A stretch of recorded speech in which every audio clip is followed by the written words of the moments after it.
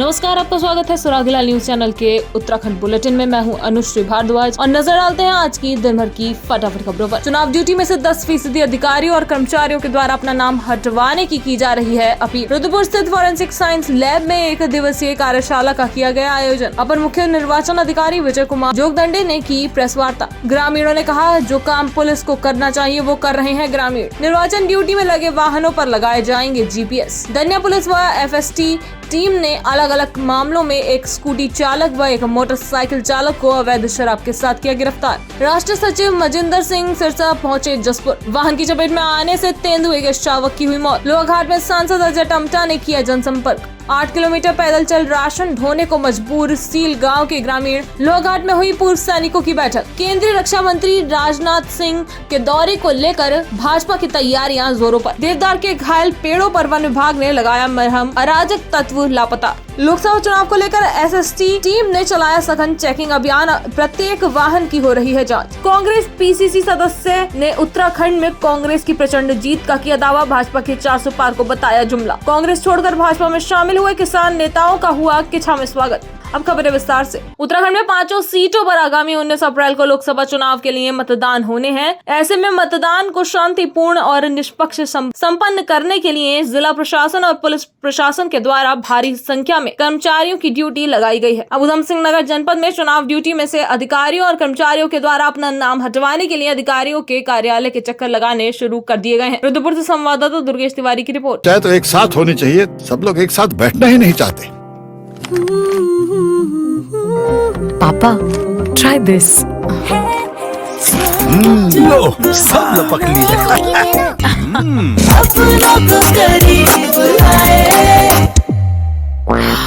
ये क्या हाल कर दिया है रूम का? बस कल से चाय मेरे रूम में। देवर पान नमकीन। देखिए, जैसा आपको विदित है कि इलेक्शंस में एक भारी मैन पावर और मैन फोर्स की ज़रूरत होती है, क्योंकि इसमें विभिन्न प्रकार की ड्यूटीज़ हैं, चाहे वो फ्लाइंग स्क्वाड हो जो कि इन्फोर्समेंट के लिए चाहिए, VVT हो, VST हो, वीडियोग्राफी टीम हो, या फिर आपके एक्चुअल जो कार्मिक हैं जो कि ट्रेनिंग देते हैं वहाँ पे और ट्रेनिंग ले रहे हैं, ट्रेनिंग देने वाले हों,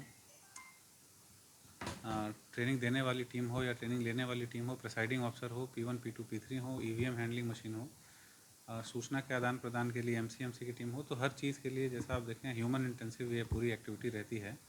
और माननीय भारत निर्वाचन आयोग का ये एक डायरेक्शन रहता है कि ये पूरा जो एक्टिविटी है, पूरा प्रोसीजर है, ये फ्लॉलेस रहे।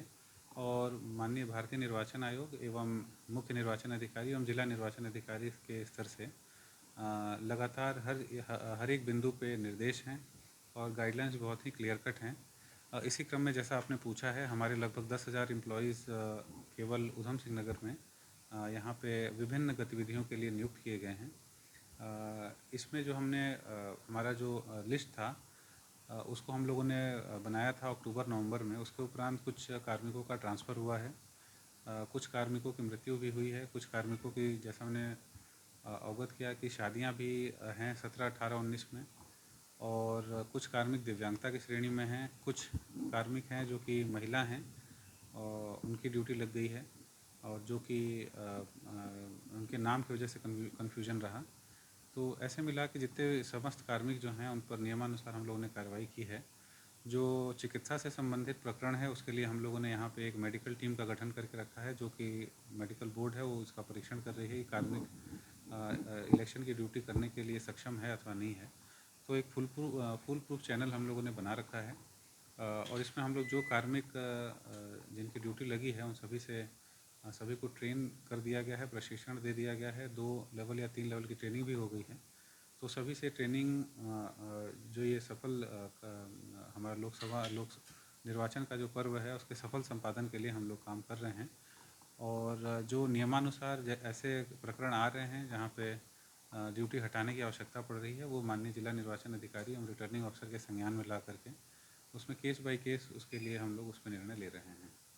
फॉरेंसिक साइंस लेबोरेटरी रुद्रपुर में संयुक्त निदेशक की अध्यक्षता में महाराजा अग्रसेन विश्वविद्यालय बरेली से पहुंचे छात्र छात्राओं को एक दिवसीय कार्यशाला में फॉरेंसिक अध्ययन से भविष्य निर्माण में महत्वपूर्ण भूमिका के योगदान का दिया गया प्रशिक्षण। महाराजा अग्रसेन बरेली विश्वविद्यालय से लगभग 50 MSc के विद्यार्थियों ने फॉरेंसिक से संबंधित विषयों, फॉरेंसिक का न्यायालय में उपयोग, घटनास्थल पर इसका प्रयोग और क्रिमिनल्स को सजा दिलाने में फॉरेंसिक की महत्वपूर्ण भूमिका के विषयों में संयुक्त निदेशक डॉक्टर दयाल शरण की अध्यक्षता में प्रशिक्षण लिया। रुद्रपुर से संवाददाता दुर्गेश तिवारी की रिपोर्ट। देखिए, हम लोग महाराजा अग्रसेन महाविद्यालय के MSc जूलॉजी के स्टूडेंट्स को लेकर आए हैं और उन्होंने यहाँ पर बहुत सारे प्रैक्टिकल भी देखा और ये देखा कि हम किस किस चीज़ों से क्रिमिनल को आइडेंटिफाई कर सकते हैं, कि उसके बाल से कर सकते हैं, उसके पसीने से कर सकते हैं, उसके थूक से कर सकते हैं और उस क्राइम सीन में क्राउड नहीं जाना चाहिए, कॉमन आदमी को नहीं जाना चाहिए,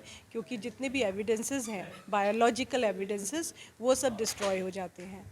तो बच्चों ने बहुत कुछ सीखा है आज यहाँ आकर और मैं बहुत बहुत धन्यवाद देना चाहूँगी जॉइंट डायरेक्टर डॉक्टर दयाल शरण शर्मा जी का, जिन्होंने कि हम लोगों को यहाँ पर परमिट किया कि हम अपने बच्चों को अवेयर करा सके फॉरेंसिक साइंस के बारे में।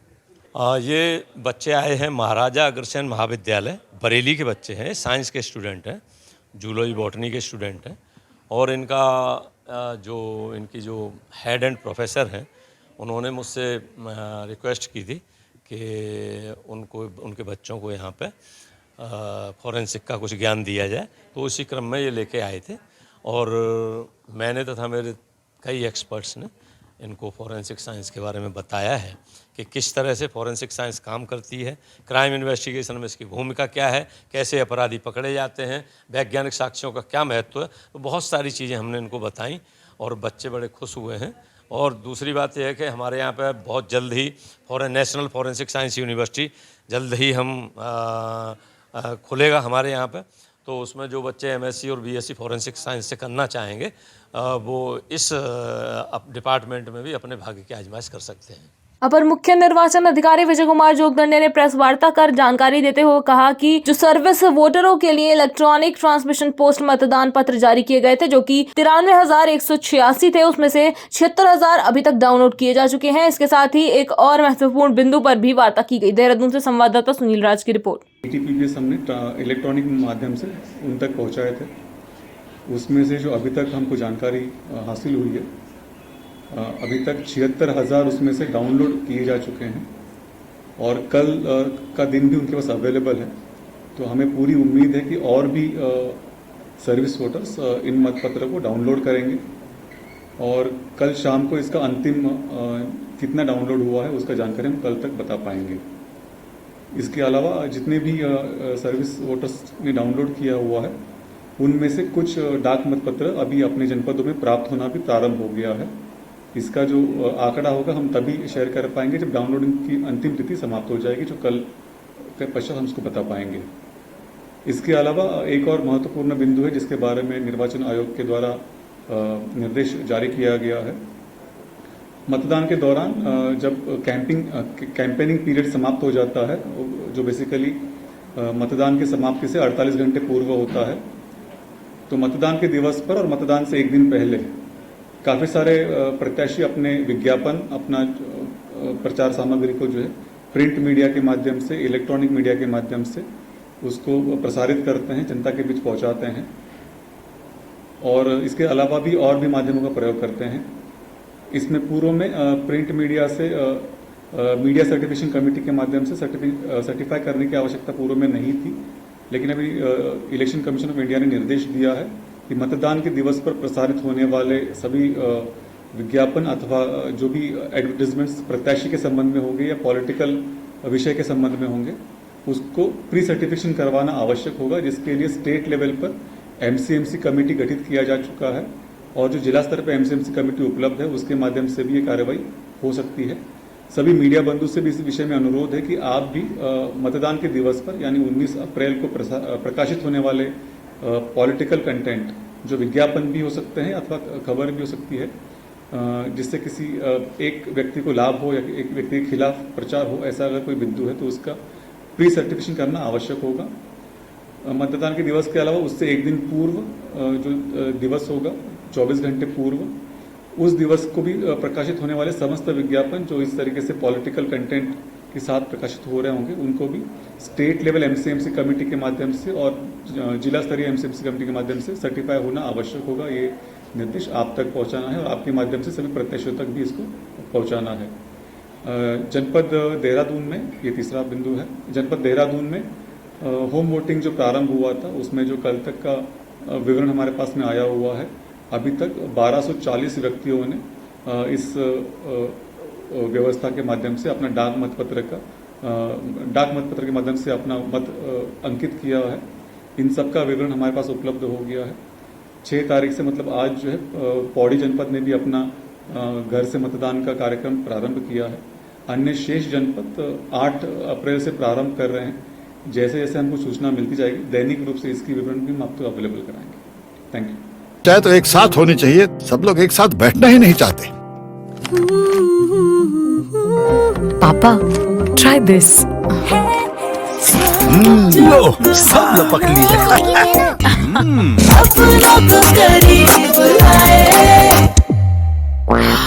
ये क्या हाल कर दिया है रूम का? बस कल से चाय मेरे रूम में। देवर पान नमकीन। रामनगर के पीरू मदारा चौकी के अंतर्गत आने वाली मधुवन कॉलोनी में लंबे समय से लगातार हो रही चोरियों के खिलाफ ग्रामीणों का गुस्सा पुलिस के खिलाफ बढ़ने लगा है। ग्रामीणों ने कहा कि वे रात भर जाग कर पहरेदारी कर रहे हैं। वहीं ग्रामीणों ने चोरों की चहलकदमी सीसीटीवी में देर रात अपने मधुवन कॉलोनी में देखी तो सभी ग्रामीणों ने सतर्कता दिखाते हुए 2 चोरों को पकड़कर पुलिस के हवाले किया, जिसको लेकर ग्रामीणों ने पुलिस की कार्यप्रणाली पर सवाल उठाए हैं। उनका कहना है कि पुलिस नहीं बल्कि चोरों को पकड़ने का काम ग्रामीण कर रहे हैं। रामनगर से संवाददाता राजीव अग्रवाल की रिपोर्ट। मेरा नाम दिनेश बिस्ट है, मैं पीरू मदारा में रहता हूं और हमारे यहाँ पीरू मदारा मधुवन कॉलोनी में लगातार कई महीनों से चोरियां हो रही थी। तो चोरों को 1-2 ग्रुप को पुलिस नहीं पकड़ा। बाकी आज रात्रि 2 बजे हमारे एक प्रमोद ने की है, उनके सीसीटीवी कैमरे में चोरों की हलचल हमें महसूस हुई। जब हलचल महसूस हुई तो हमें पड़ोसियों से द्वारा पता लगा कि भाई चोर यहाँ घूम रहे हैं। तो हमने उनको घेराबंदी करने की कोशिश करी। रात को ये लोग हाथ नहीं आए तो 7 बजे की ट्रेन जाती है मुरादाबाद को। ये लोग उसमें जाने की फिराक में थे और ये पट्टी हमने फील्डिंग लगाई हुई थी लड़कों की, तो पट्टी निकलने की तैयारी थी। तो इनको लगा कि हमारे पीछे कुछ लोग पीछा कर रहे हैं, तो ये लोग पीरू मदारा की तरफ को निकल गए और गुरुद्वारे के पास हमने इनको घेर कर पकड़ लिया।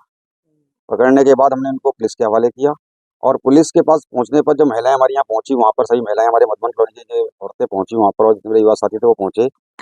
तो वहाँ पर जो पिछली चोरी हुई थी मधुबन में, एक चोरी का खुलासा पुलिस ने कर दिया था, लेकिन एक चोरी और हुई थी। लगातार कई चोरियां हुई थी। तो दूसरी चोरी के दौरान जो बैग और बेडशीट थी वो इनके घर की थी। मतलब पुलिस की लापरवाही तो इसलिए भी है कि पुलिस बल काम है। धर्मा देवी, मैं मधुबन से बोल रही हूँ। मेरा कहने का मतलब यह है कि जो पुलिस को करना चाहिए वो हम कर रहे हैं। पुलिस कर क्या रही है हमारे लिए? पुलिस को तो चोर पकड़ के हम दे रहे हैं, ना तो वो पहरा कर रही है और ना वो हमारे कोई बात की सुनाई कर रही है। मेरे कहने का मतलब तो यही है। हम तो रात की नींद और दिन का चैन हमारा खो गया है। माँ बहनें हैं हमारी, बाहर आने के लिए भी डर रही हैं। जवान लड़कियां हैं, हम क्या करें? अपना कारोबार जो करें या पुलिस का वो चोर का पहरा जो करें? पुलिस वाला कर क्या रहे हैं? पुलिस वाले अपनी ड्यूटी नहीं निभा रहे हैं, बिल्कुल भी नहीं। मेरे कहने का मतलब ये है कि जो काम पुलिस को करना चाहिए वो काम हम महिलाएं कर रहे हैं।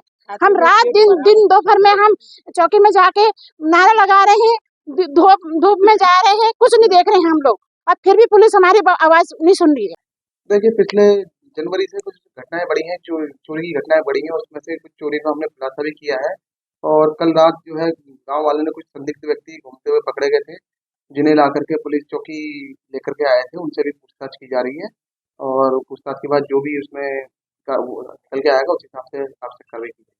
और गश्त जो है लगातार बढ़ाई जा रही है, लगातार गश्त की जा रही है। लोकसभा सामान्य निर्वाचन ड्यूटी में तैनात सभी सेक्टर और जोनल मजिस्ट्रेट की गाड़ियों में 3 दिनों के भीतर जीपीएस लगाए जाएंगे। निर्वाचन विभाग ने निष्पक्ष एवं पारदर्शी मतदान कराए जाने को लेकर ये निर्देश दिए हैं। निर्वाचन नोडल अधिकारी विशाल मिश्रा ने बताया कि निर्वाचन में जहां एक और कार्मिकों को प्रशिक्षण दिया जा रहा है, तो वहीं निर्वाचन में लगी सभी अधिकारियों की गाड़ियों में जीपीएस ट्रैकिंग डिवाइस लगाए जा रहे हैं, जिससे कि गाड़ियों की लोकेशन का पता चल सके। हल्द्वानी से संवाददाता दीपक अधिकारी की रिपोर्ट। देखिए, निष्पक्ष व्यवस्थित और पारदर्शी मतदान प्रक्रिया के लिए सभी सेक्टर, जोनल, एफएसटी और एसएसटी की टीमों में की गाड़ियों में जीपीएस डिवाइस लगाई जा रही है ताकि उनकी रियल टाइम मॉनिटरिंग हो सके, कहाँ पर हैं और क्या कार्रवाइयाँ की जा रही हैं उसको पोर्टल पे मॉनिटर किया जा सके। इसी के साथ साथ ये भी निर्देश है कि सभी विभाग, सभी सेक्टर जोनल स्वयं से अपनी जिम्मेदारी से परिवहन विभाग की मदद से एमबी इंटर कॉलेज में जो कंट्रोल रूम बना है वहाँ से और रूम नंबर 26 से जो है जीपीएस लगवा लें। इसके अतिरिक्त एक इम्पॉर्टेंट पॉइंट है कि कल तक 761 कार्मिकों के इलेक्शन ड्यूटी सर्टिफिकेट जारी कर दिए गए थे और कल तक रामनगर जो विधानसभा है उसमें 220 पोस्टल बैलेट हो गए थे और आज का जो डेटा है पोस्टल बैलेट का और ईडीसी का वो जल्द ही आपके साथ शाम को अपडेट करके शेयर कर दिया जाएगा। वरिष्ठ पुलिस अधीक्षक अल्मोड़ा देवेंद्र पीचा द्वारा आगामी लोकसभा निर्वाचन के दृष्टिगत चलाए जा रहे अभियान के अंतर्गत दन्या पुलिस व एसएसटी एफएसटी टीम ने चेकिंग अभियान के दौरान 2 अलग अलग मामलों में 2 व्यक्तियों को अवैध शराब के साथ गिरफ्तार किया और उनके कब्जे से अवैध शराब बरामद कर थाना दन्या में आबकारी अधिनियम के तहत एफआईआर पंजीकृत की गई। अल्मोड़ा से संवाददाता हेमंत सिंह मेहरा की रिपोर्ट। जैसे जैसे लोकसभा चुनाव नजदीक आ रहा है, चुनावी सरगर्मियां और तेजी के साथ बढ़ रही है और चुनाव प्रचार प्रसार भी जोरों पर है। उसी क्रम में नैनीताल उधम सिंह नगर लोकसभा सीट के भाजपा प्रत्याशी अजय भट्ट के समर्थन में राष्ट्रीय सचिव मजिंदर सिंह सिरसा एक जनसभा को संबोधित करने जसपुर स्वागत मंडप पहुंचे, जहां भाजपा कार्यकर्ताओं और सिख समुदाय के लोगों ने उनका जोरदार स्वागत किया। जसपुर से संवाददाता दीपक चौहान की रिपोर्ट। मजिंदर सिंह सिरसा जी पहुंच चुके हैं। मैं निवेदन करूंगा मंच पर अपना पीछे पहुंचे हमारे आज के इसके वरिष्ठ सब तो बड़े मैन्युफैक्चरिंग मोबाइल दुनिया के सब तो बड़ा मैन्युफैक्चरिंग जो है वो हिंदुस्तान बन चुका है। ये भारत आ जिहड़ा खुद अपने लड़ाकू विमान बना रहा है। ये भारत आ जिसने लड़ाकू विमान दूसरे 10 साल अंदर जिसने अपने लड़ाकू बेड़े बनाए नहीं, जिसने अपनी पनडुब्बियां बनाई नहीं, जिसने अपने दुनिया का अज तक कोई मुल्क नहीं पहुंच सकिया, एक वो भारत है। एक बार मोदी जी अगर एक अल्फाज किसी मुल्क के खिलाफ बोल देते ने वो मुल्क की पूरी इकोनॉमी तबाह हो जाती है। ये अज का वो भारत है और उस भारत का मुखिया प्रधानमंत्री नरेंद्र मोदी है। अपने पूर्व विधायक जो लगातार क्षेत्र अपनी सक्रियता बना के सारे शब्दों में अपनी भागीदारी करते रहे। अल्पसंख्यक आयोग के पूर्व अध्यक्ष नगर की जनता को ये बताया कि मोदी जी ने जिस तरीके 10 साल में सिखों के लिए किया है, चाहे गुरु नानक देव जी का प्रकाश पुर्ब मनाना हो, गुरु गोविंद सिंह जी का 350 साला, गुरु तेग बहादुर जी का 400 साला लाल किले से मनाना हो, या देश में राष्ट्रीय दिवस वीर बाल दिवस के रूप में साहिबजादे बाबा जोरावर सिंह बाबा फतेह सिंह जी के नाम से मनाना हो, या देश के अंदर सभी पैरामिलिट्री फोर्सेस के अंदर नौकरी पाने के लिए पंजाबी मातृभाषा के अंदर उसको नौकरी देने का प्रावधान करना हो, या अफ़गानिस्तान में फंसे हमारे सिख भाइयों के लिए एयरफोर्स के जहाज़ भेजकर उनको वापस लाना हो, गुरु ग्रंथ साहिब महाराज जी के पावन स्वरूपों को सम्मान से वापस लाना हो, या 1984 के कातिल जिन्होंने बहुत हमें गहरे जख्म दिए उनको जेलों में बंद करना हो, या उन नौजवानों का साथ देना हो जिन लोगों ने इस देश की लड़ाई के लिए, आज़ादी के लिए लड़ाई लड़ी, या भारत में सिखों को मान सम्मान देना हो और अपने घर पर बुलाकर ऐसे सम्मान रूप से हमें महसूस कराना हो कि हम उनके परिवार के हिस्सा हैं। इसलिए जब अजय भट्ट जी यहाँ से जीत कर जाएँ तो मेरे उधम सिंह नगर के लोग भी, मेरे सिख कम्युनिटी के लोग भी एक तरफा उनको 90% वोटें डलवा कर जिता कर भेजें। ये हम आग्रह करने के लिए हम लोगों से आए हैं, मोदी जी का संदेश लेके आए हैं कि मैं आपका अपना हूँ। हमेशा सिख सम्मान के, सिखों के आगे मेरा सिर झुका है। सिख गुरु साहिबानों के लिए मैं जो कर पाया मैं हमेशा करता रहूँगा और करता रहूँगा।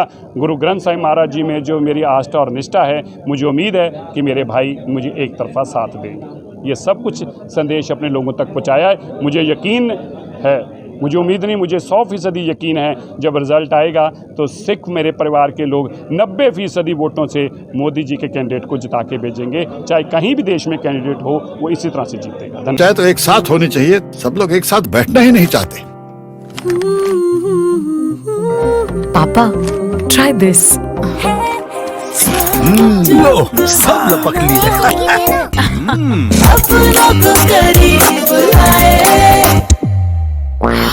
ये क्या हाल कर दिया है रूम का? बस कल से चाय मेरे रूम में। तेवर पान नमकीन। लोहघाट एचएन में गुमोद के पास अज्ञात वाहन की चपेट में आने से एक तेंदुए के शावक की मौत हो गई। गुमोद के सामाजिक कार्यकर्ता त्रिलोक सिंह बोरा उर्फ सैंडी ने जानकारी देते हुए बताया कि शनिवार सुबह उन्होंने और ग्रामीणों ने तेंदुए के शावक को एनएच पर मृत अवस्था में पड़ा देखा, जिस पर उनके द्वारा वन विभाग को सूचना दी गई। सूचना पर वनकर्मी मौके पर पहुंचे और तेंदुए के शावक के शव को कब्जे में लिया और पोस्टमार्टम के लिए भेज दिया। लोहघाट से संवाददाता लक्ष्मण बिष्ट की रिपोर्ट। अल्मोड़ा पिथौरागढ़ लोकसभा सीट के प्रत्याशी अजय टम्टा शनिवार को लोहघाट पहुंचे, जहां उन्होंने भाजपा पदाधिकारियों व कार्यकर्ताओं से मुलाकात की तथा चुनाव में जुड़ने का आह्वान किया। इसके बाद सांसद अजय टम्टा ने भाजपा पदाधिकारी व कार्यकर्ताओं के साथ बाराकोट क्षेत्र में जनसंपर्क किया, जिसमें उन्होंने गल्ला गाँव, बाराकोट, काकड़, वर्धा खान, बेड़ा बेडवाल, रेगांव, कामाजुला तथा सिमलखेत के क्षेत्र में जनसंपर्क करते हुए लोगों से मुलाकात की। लोहघाट से संवाददाता लक्ष्मण बिष्ट की रिपोर्ट। इस बार जो है जिस प्रकार का वातावरण हम देख रहे हैं और माननीय राष्ट्रीय अध्यक्ष जी, माननीय प्रधानमंत्री जी का रुद्रपुर में भी आगमन हुआ, राष्ट्रीय अध्यक्ष जी का पिथौरागढ़ में आगमन हुआ, और जिस प्रकार से मैं कार्यकर्ताओं में, माताओं में, बहनों में, आम जनमानस में जो उत्साह देख रहा हूँ, तो पिछले बार का रिकॉर्ड से भी ज़्यादा रिकॉर्ड से हम भारतीय जनता पार्टी अल्मोड़ा संसदीय क्षेत्र से जीत के जाएगी। लगभग हम पिछले बार 2,32,000 से जीते थे, उसके ठीक दुगने वोट से ज़्यादा वोट से हम जीतेंगे, लगभग 5 लाख वोट से हम जीतेंगे। समस्याएं जो नई आती हैं, जो पुरानी आती हैं, हमने बहुत सारे काम ऐसे किए हैं जो अल्मोड़ा संसदीय क्षेत्र के अंदर इतिहास बना रहे हैं। हमने यहाँ ऑल वेदर रोड दे करके पूरे बॉर्डर से लेकर लिपू लेक से लेकर के मैदान के टनकपुर बनबसा तक के जो समय लगता था, उसका आधा समय हमने बचा दिया माननीय प्रधानमंत्री जी के माध्यम से। हमारी चौड़ी रोडें बन गई हैं। हमारी बॉर्डर तक कब हम सोचते थे रोड 10 साल बाद जाएगी, मगर हमने प्रधानमंत्री जी के मार्गदर्शन में उसको बॉर्डर तक रोड पहुँचा दी है। हमारी रेलवे नेटवर्क आ गए हैं। मेरे लोकसभा क्षेत्र के अंदर पहले नेटवर्क 20% में आता था मोबाइल का, अब लगभग 100% में हमारा नेटवर्क आ रहा है। हमारे कुछ टावर और लग रहे हैं। ऐसे ही हमारे मेडिकल की सुविधा हमारे यहाँ नहीं थी। अल्मोड़ा मेडिकल कॉलेज प्रारंभ हो गया, पिथौरागढ़ का मेडिकल कॉलेज हम चालू करेंगे। हमारे पास अपनी खुद की यूनिवर्सिटी नैनीताल यूनिवर्सिटी से संचालित किया, हमारी सुबन सिंह जिन्ना विश्वविद्यालय, चंपावत, बागेश्वर और पिथौरागढ़ केंद्र है। ऐसे हमने लाखों काम किए। आगे आने वाले टाइम में हम रेल नेटवर्क को अपने लोकसभा क्षेत्र के अंदर एंट्री करेंगे, फर्स्ट फेज का काम करेंगे। हमारा ही प्रयास था, जो हमने भोजपुरा पीलीभीत टनकपुर को बड़ी लाइन दी। कांग्रेस ने इतने साल शासन चलाया, मगर उनको ये भी याद नहीं रही कि ये जो टनकपुर और बनबसा है, इसमें छोटी लाइन है, उसको बड़ी लाइन करने का काम हमारी सरकार ने किया। आज 8 ट्रेनें हम चला रहे हैं। आगे अगले सत्र में हम बागेश्वर के फर्स्ट फेज का काम चालू कर देंगे। मुख्यमंत्री की घोषणा के बावजूद भी सील गांव के लिए आज तक सड़क नहीं बन पाई, जिस कारण ग्रामीणों को वाहन के लिए 8 किलोमीटर खड़ी चढ़ाई पार करनी पड़ती है। शनिवार को गांव के सामाजिक कार्यकर्ता रमेश सिंह और ग्रामीणों ने बताया कि ग्रामीणों को राशन लाने के लिए 8 किलोमीटर पैदल चलकर चुमेल से राशन को अपने कंधों में ढोकर गाँव लाना पड़ता है, जिसमें 70 साल के बुजुर्ग भी शामिल है, जिसको लेकर ग्रामीणों के द्वारा चुनाव बहिष्कार का ऐलान किया गया है। लोहघाट से संवाददाता लक्ष्मण बिष्ट की रिपोर्ट। कल हमें डीएम साहब आने का आश्वासन मिला था, सूचना मिली थी हमारे गांव में, सील गांव में, और डीएम साहब कल नहीं आ पाए। हम लोग अपनी खुशी मना रहे थे, 2-4 किलो मिठाई भी अपने स्तर से लाए थे खुशी में बांटने के लिए, और डीएम साहब कल नहीं आए। ये सभी विभाग कर्मचारी कोई भी मतलब हमें झूठा ही आश्वासन देते आ रहे हैं आज तक, और हमें जो है तो अब हमें कोई भरोसा नहीं है। अगर चुनाव का माहौल है, चुनाव में हम स्थिति जारी रखेंगे। डीएम साहब आते हैं तो चुनाव, तब हम वोट की प्रक्रिया सभी मिलजुल करके, बुढ़े बुजुर्ग जो भी हैं, हम सब मिल करके सारे वोट डालेंगे। हम हर जगह से यही चाह रहे थे, कहीं से में हमारे पास रोड आए। रोड हमारे पास आती नहीं, हम बूढ़े कोई चल नहीं पाते हैं। जब रोड ही नहीं है तो वोट कहाँ से दें? हम चल ही नहीं पाते हैं। 5 किलोमीटर हमने दूर जाना पड़ता है, तो हमारे बूढ़े बड्ढे चल ही नहीं पाते हैं, तो हम कैसे वोट दें? वोट में हम जा ही नहीं पाते हैं। कल हमारे गांव में डीएम साहब आने वाले थे, आए नहीं, और हम चुनाव में हमारा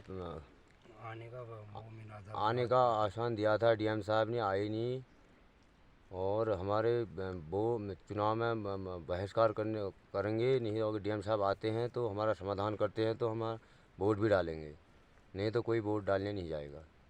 शनिवार को पूर्व सैनिक लीग संगठन जिला अध्यक्ष कैप्टन RS देव की अध्यक्षता व उपाध्यक्ष कैप्टन रघुवीर सिंह बोरा के संचालन में भूतपूर्व सैनिकों की एक बैठक सैनिक विश्राम गृह लोहाघाट में आयोजित की गई। बैठक में पूर्व सैनिकों की समस्याओं पर गंभीरता से विचार किया गया। बैठक में सर्वप्रथम जिला अध्यक्ष द्वारा आगामी लोकसभा चुनाव 2024 को लेकर भूतपूर्व सैनिकों और वीर नारियों को मतदान की शपथ दिलाई गई तथा सभी पूर्व सैनिकों व वीर नारियों से अपने अपने गाँव कस्बों में जाकर सभी को मतदान करने के लिए प्रेरित करने की अपील की गई। लोहाघाट से संवाददाता लक्ष्मण बिष्ट की रिपोर्ट। मैं उत्तराखंड पूर्व सैनिक लीग जिला नैनीताल का अध्यक्ष हूँ और मुझे सेना से सेवानिवृत्ति के बाद एक मौका मिला। लगभग 10.5 साल तक मैं जिला सैनिक कल्याण अधिकारी के पद पर रहा। जब इस दौरान रहा तो मुझे ये पता चला कि हमारे पूर्व सैनिकों की, खासकर उनकी जो वीर नारियाँ हैं, जो उनकी क्या क्या समस्याएं आई हैं। पहले तो मैं आपको चैनल को धन्यवाद देना चाहता हूँ, जो कि हमारे सैनिकों की बात आप जो है लोगों तक पहुँचाते हैं, इसलिए मैं आपको धन्यवाद देना चाहता हूँ।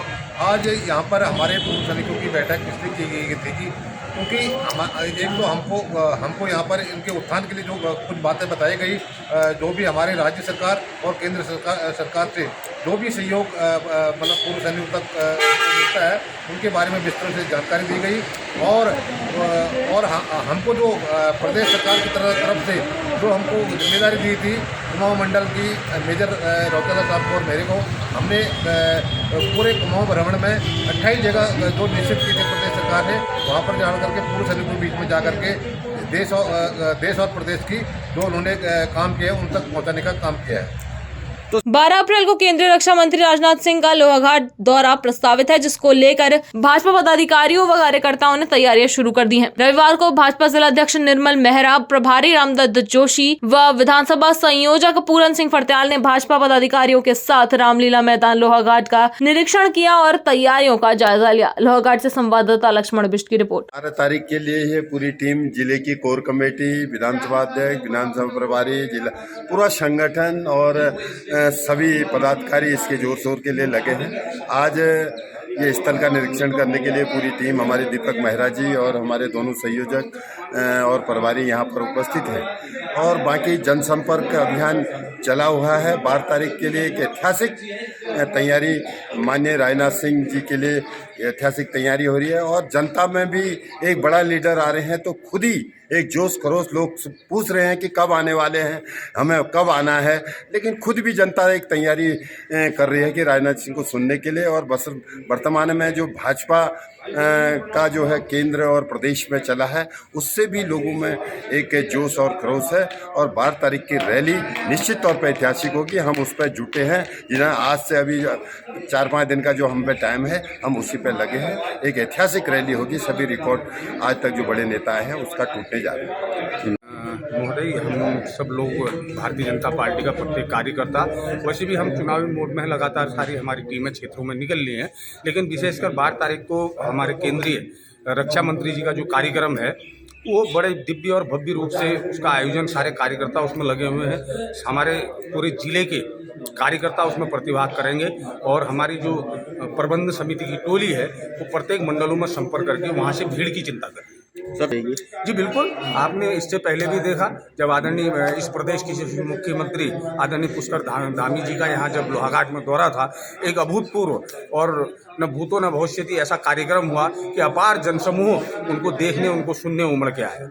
ये बिल्कुल होगा महोदय, यहाँ क्योंकि हम लोग जो हम पहाड़ी, अधिकतर वो पिथौरागढ़ जिला हो, चंपावत जिला हो, हम सब लोग हमारे परिवारों से, हर कोई किसी न किसी के परिवार से सेना में कोई न कोई अपनी देश सेवा दे रहा है। और रक्षा मंत्री जी आ रहे हैं तो उनके आह्वान पर वाकई में वो जो देशभक्त लोग हैं उनके आह्वान को माने। लोहाघाट के भेड़खान में अज्ञात अराजक तत्वों के द्वारा बुधवार रात को 15 देवदार के पेड़ों को सुखाने की नियत से उन्हें कुल्हाड़ी से छील दिया गया था। सूचना मिलने पर राजस्व विभाग व वन विभाग मौके पर पहुंचे थे तथा आनन फानन में वन विभाग के द्वारा अज्ञात अराजक तत्वों के खिलाफ मुकदमा भी दर्ज किया गया। वहीं रविवार को लोहाघाट में रेंजर दीप जोशी के नेतृत्व में वनकर्मियों द्वारा घायल किए गए इन बहुमूल्य देवदार के पेड़ों में मिट्टी व दवा का लेप लगाया गया तथा ताकि इन पेड़ों को सूखने से बचाया जा सके। लोहाघाट से संवाददाता लक्ष्मण बिष्ट की रिपोर्ट। नगर पालिका क्षेत्र अंतर्गत गड्ढिंग किए गए वृक्षों को बचाने के लिए मिट्टी में दवा मिलाकर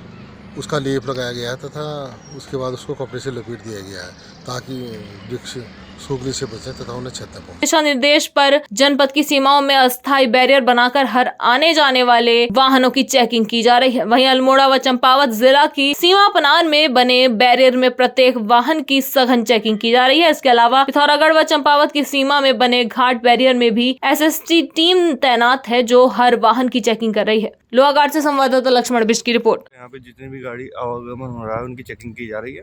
पुलिस बल के द्वारा अपनी मुस्तैदी से अपनी ड्यूटी की जा रही है।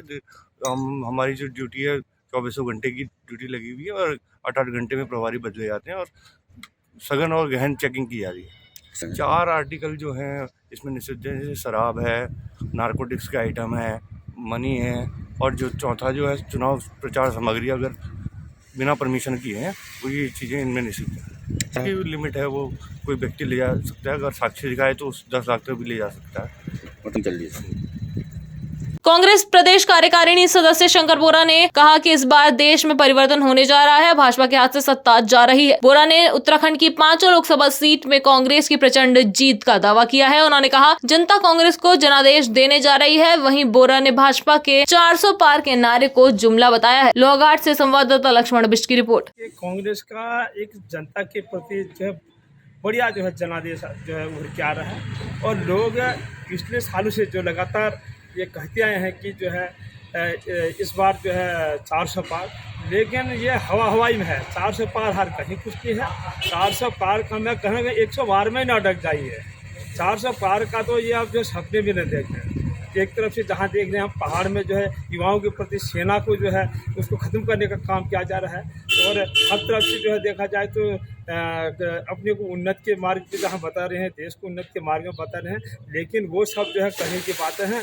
सेना का बजट कम करना, क्या हम माननीय प्रधानमंत्री जी से हम पूछना चाह रहे हैं कि भाई जब विजय माल्या जी जैसे 10,000 करोड़ रुपए को लेके चले गए हैं, नीरव मोदी लेके गए हैं लाख करोड़ रुपए लेके गए, आप सेना को कह रहे हैं कि जो है हमारे पास बजट नहीं है, पैसा नहीं है, सेना को कम पर साल जो है 45,000 रुपये कम करने का आप काम कर रहे हैं।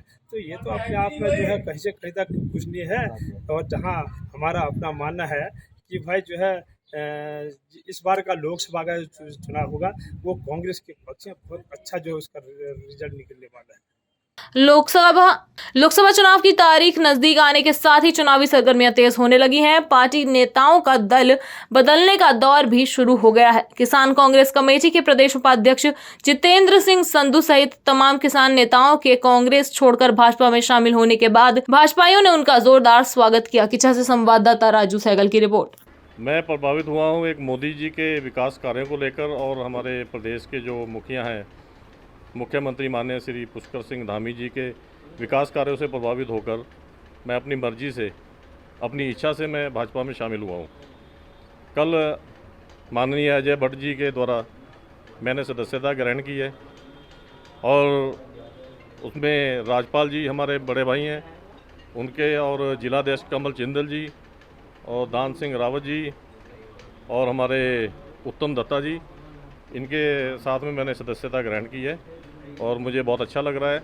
जैसे हमने सेवा 30 साल कांग्रेस में की है, उससे ज़्यादा हम सेवा बीजेपी में करेंगे और जो नारा है 400 के पार ही होगा और बहुत अच्छे वोटों से अजय भट्ट जी को जिता के यहाँ से भेजेंगे।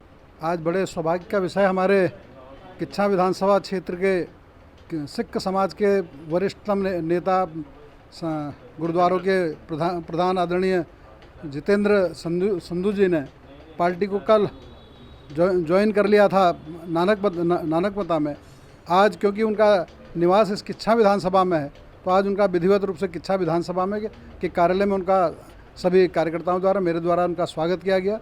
और उनका क्योंकि पूरे प्रदेश में कांग्रेस में प्रदेश के उपाध्यक्ष किसान मोर्चे के रहे हैं तो उनका बड़ा आधार पूरे प्रदेश में है। हमारी इच्छा है कि उनका अधिकतम समय हम किच्छा में, क्योंकि किच्छा में उनका प्रभाव क्षेत्र है, उधम सिंह नगर जिला जो नैनीताल लोकसभा क्षेत्र का हिस्सा उसमें, और समय पार्टी की आवश्यकता होगी तो प्रदेश के अन्य क्षेत्रों में भी उनका उपयोग लिया जाएगा। और उन्होंने कहा है कि लगातार हम भारतीय जनता पार्टी का जो लक्ष्य है, जो पूरे देश की आवाज़ है कि 400 पार, उस 400 पार की ओर लेंगे और नरेंद्र मोदी जी के साथ जुड़ते हुए हमारी जो 5 लोकसभा क्षेत्र हैं और विशेषकर उसमें नैनीताल उधम सिंह नगर जो लोकसभा क्षेत्र है इसको 5 लाख से अधिक मतों से जिताने में अपना सहयोग देंगे। आज इसी तरह का कार्यक्रम इस विधानसभा कार्यालय में हुआ। चाहे तो एक साथ होनी चाहिए, सब लोग एक साथ बैठना ही नहीं चाहते। पापा ट्राई दिस। लो सब लपक लिए।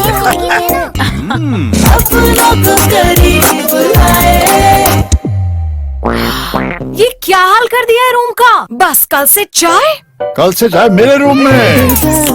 देवर पान नमकीन अपनों को